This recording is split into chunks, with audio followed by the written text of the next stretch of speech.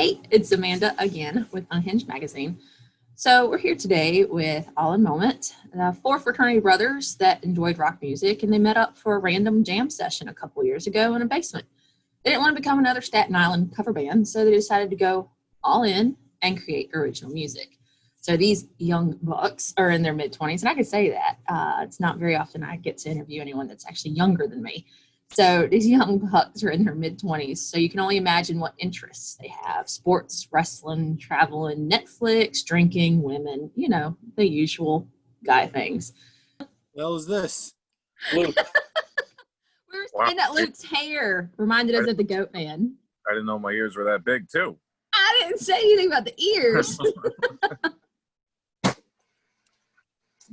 All right, so we've got everybody here for tonight, correct?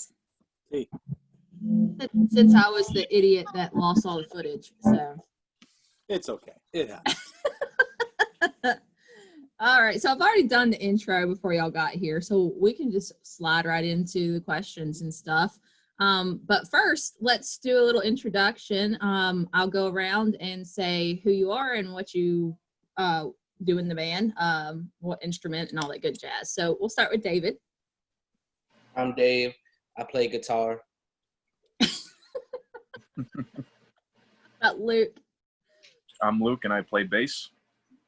And I'm Chris, and I play microphone. I'm the vocalist. Play microphone. There you go. Perfect. We're missing the drummer today. This is all my fault, actually. I got a new laptop for all this editing, and in the process, I completely lost all the footage of our previous interview where we had everybody here, and we were having a good old time.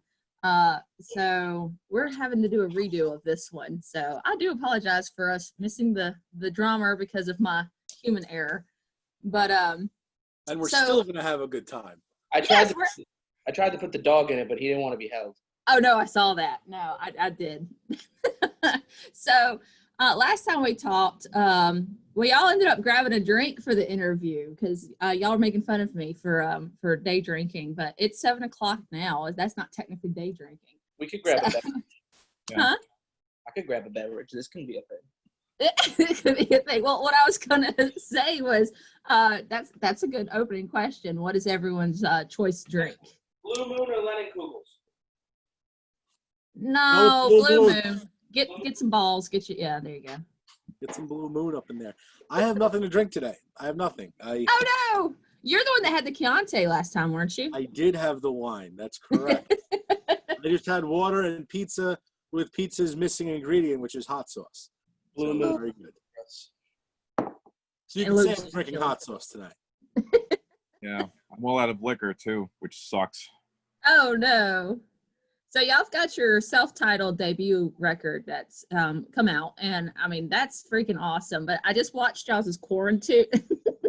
David's over here modeling the Blue Moon. So I watched your Quarantine home music video challenge, and y'all, I just freaking adore y'all. But what's your creative process like? So who does what in what order? Like lyrics first, music first, and all that jazz for this awesomeness to happen? How do y'all come about with everything? Typically. Go ahead, Luke. Well, typically, me and Dave write the instrumentals for guitar and bass, and just a basic drum track, and Dan could do his own thing on that. And we usually like to form an even ground for Chris to make lyrics. Like that's typically that's how it's been going. So far, it hasn't been the other way around. Yeah, we definitely come up with either I'll have an idea or Luke will have an idea. Occasionally, Dan will even have an idea on drums, like a pattern or a beat, and then we'll kind of riff on it for a little bit, and it goes from there. And then we take that idea, we jam on it in a rehearsal space, and we come up with a skeleton of a song, and then Chris goes to the pen and pad, the notebook, and we take it from there. And sometimes songs have changed in the studio 2 days before the studio. They change. Sometimes we scrap stuff, and it changes all the time. But it keeps everything equally. All four of us, it's equally ours, and keeps it original. I would say that the pandemic really screwed up a bunch of the plans with bands and stuff and the live events. But I saw on Facebook that y'all are starting to have some upcoming stuff like August, September, or I think more like September and stuff. So do y'all have a particular event or Well, yeah, we were supposed to have this event called New Jersey Metal Fest. It was supposed to take place in June, but it had to get moved. So it got moved to September, so we have that coming up. Okay.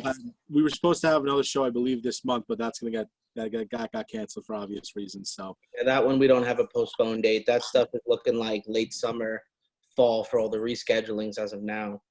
But that's what we're we itching to play. We're definitely itching to play and perform in front of a live audience, but who knows how long it's going to be till we actually will be able to do that. Who knows if even September is a reasonable date for this to happen. That's why it was nice to do the music video thing last week that we worked on. It was nice to at least play and be like, yeah, here's our stuff. Let's see what we can do with this.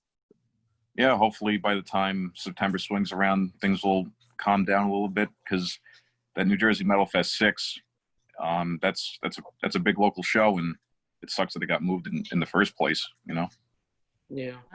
But, you know, you take the lemons and you make lemonade. I love that expression because, you know, given the more time that we have now, it gives us a chance to really finalize some new music we're working on. So hopefully we get to play some new stuff we wouldn't have played in June that now we might be able to play in September. Possibly a cover or two that we've been itching to just play live and just have fun with, you know, play something everyone knows and just vibe to. So we at least try to look at the positives about it. Yeah, absolutely. I've been hearing that a lot with the bands and stuff that I've interviewed. I mean, even the bigger, like the mainstream huge bands, they're like, yeah, we're writing more music now than we've ever wrote in a short, time. So I think everyone's trying to make the best out of everything, like you said, the lemons. So, well, here's a weird one. So if someday down the road y'all are doing good, y'all are a huge band, and someone wants to make a documentary out of the group, what famous actor would each of y'all want to portray you? Jonah Hill. Oh no. I got Jonah Hill. I get this one a lot, but Chris Pratt. I could see that. See, I feel like, because I've only been bald a few months now, and I feel like my answer would have been different. With the hair, it probably would have been Paul Giamatti. You know, people say I look like that. I don't personally agree with that too much, but that's what people said. I don't know. I don't know. Guys, help me out. Who would portray me? I got no clue who kind of looks like me. I don't know. I have to think about that one. Joe Rogan, the beard.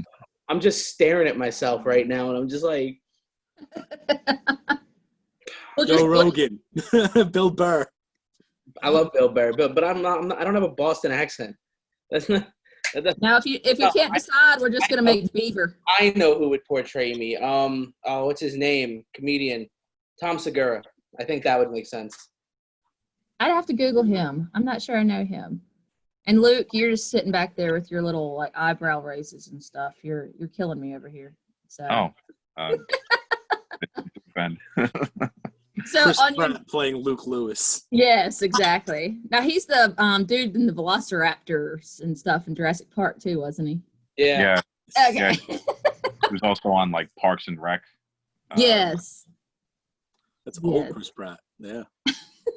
So on the new album, what is each of your favorite songs that you each like, your faves?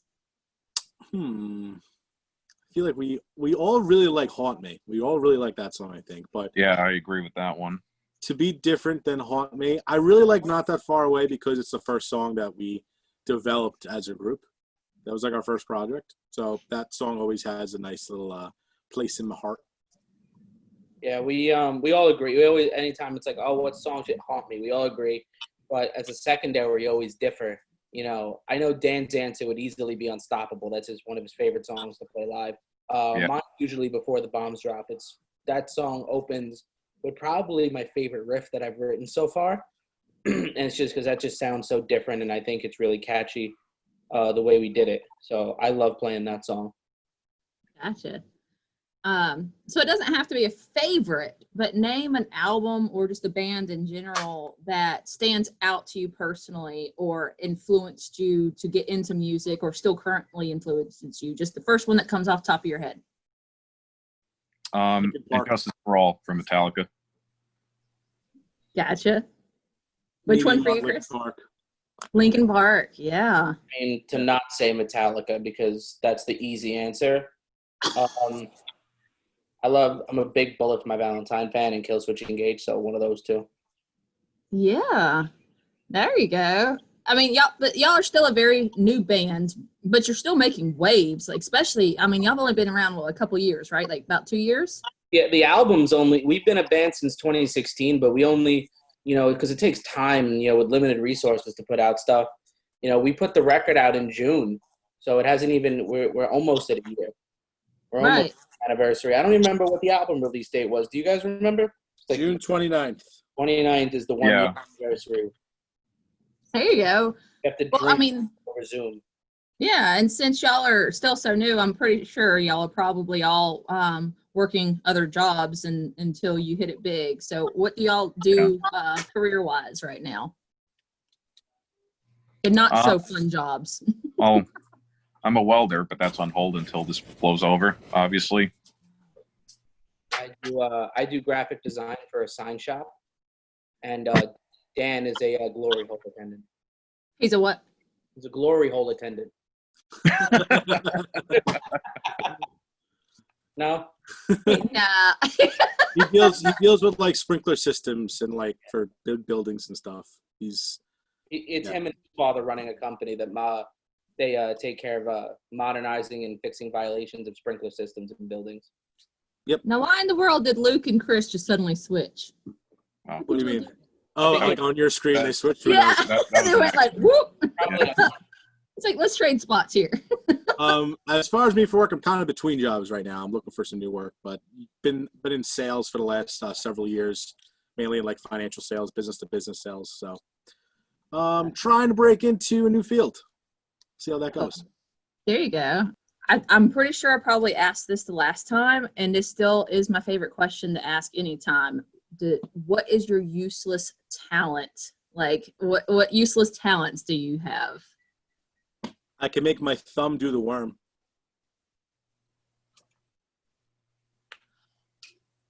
Oh, that's just weird. That's my useless talent. Yeah. You know how when you crack your knuckles, I actually figured out how to crack my thumb when I pull it backward. It would irk some people, as I could tell. Ooh. Yeah, if you want, I'll show you. Yeah. I am extremely good at taking food, throwing it. Oh my God. You were saying with your food. I'm trying to get that image out of my head. So. Segues are weird. I'm very good at taking food and throwing it up in the. You know how people throw food up in the air and catch it? Yeah, I can't do it. I do that outside and I throw it about 50 feet in the air, and I don't miss. See, those are great useless talents. I'm loving it. See, a lot of people have to think about it. Y'all just know exactly what y'all want to do. So that's awesome. All right. So anything strange or odd or embarrassing that's ever happened while y'all have been performing, whether in studio or live or anything funky? Okay. I got a story. This isn't about me. This is about Dan. So, of course, yeah. He can't defend himself. He can't, but this is the first thing that came to mind. It's important for people to know. So this is the second time around we're going to the studio for our first 3 songs, I think, or like our next set of 3 songs. Oh, I know. And Dan was like, guys, we're gonna write tight ship. We're gonna do this. We're gonna bang out these songs. I want to be done in like this many hours. He's on one song. He's on it for hours. He gets through it finally, and then he's passed out on the couch. So we're like, what do we do now? We need him. We need him to record the other songs. He's passed out. So that's my strange story. For me, we were rehearsing Oblivion. I played the first note of the opening, and then right after that, I immediately had a brain fart. I just forgot how to play the song for some reason. I hear Dave go, doo-doo. Oh, that's funny. I don't remember it, but it sounds like something I would do. Yeah. I'll go throwback to when I was in my guitar ensemble class in high school, and most of the kids in the class, they take the class kind of because they have to, or it's a better elective than jazz band or whatever. if they don't want to do that. And me actually being able to play, I was playing maybe a year and a half, 2 years at the time. The teacher decided it was a good idea to do a Metallica medley with all classical acoustic guitars. So me being the jerk off I am, I was like, hey, can I bring my electric guitar? And the opening of the medley was Fade to Black. And I know I can play that intro solo. It's one of the first solos I taught myself, because it's not really that difficult for an intermediate beginner. And when it came time for the performance in front of a full auditorium, I go to stand up out of my seat and I almost fell off the stage. So for a split second, you could hear everyone around me go, oh, as I almost fall off the stage and try to play this solo, which I totally nailed, by the way. But not the point. I almost just fell face first while playing that with a guitar. All right. Well, I won't keep y'all long because I know that y'all are busy, and we've already done this once, before I lost everything. So close it out. What do y'all have going on? What's coming up? What is the future looking like for you? Anything you mentioned that you were writing songs. You got anything coming out anytime soon for everyone to look out for? Just the floor is yours. Me and Dave have been sending each other audio files back and forth for new songs, like new originals, and we were also talking about doing like a 6-song EP with different covers.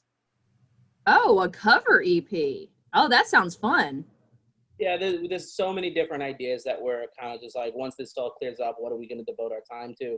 We were going to be doing a music video for Haunt Me, but we ended up doing the quarantine version instead. So who knows what's going to come with that. But right now it's just focusing on putting out new content, getting new music. We have I'm not going to say what song it is, but we have decided on a song to cover. And it's not a rock metal song. All I'm going to say is it's a top 40 song. If it's not actually top 40, it's a top 40 artist right now. So Gotcha. It's not our genre at all. And eventually that's going to be recorded and put on some type of EP record. We don't know yet, but that's going to happen. And we're definitely going to be playing a few cover songs live in our set going forward. Not too sure exactly what that is yet. But going forward, it's just get out new content, try to get back on the grind and playing shows to people that want to get out of the house. Thank you for Rebel Relations for making this interview happen. That's our publicist. We appreciate you having us on here for the interview. And if you guys want to follow us on social media to keep up to date with the upcoming news, shows, or whatever, you can follow us on social media.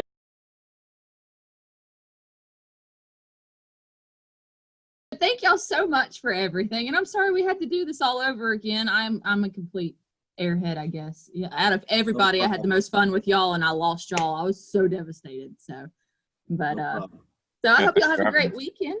You as well. Bye again. Bye-bye.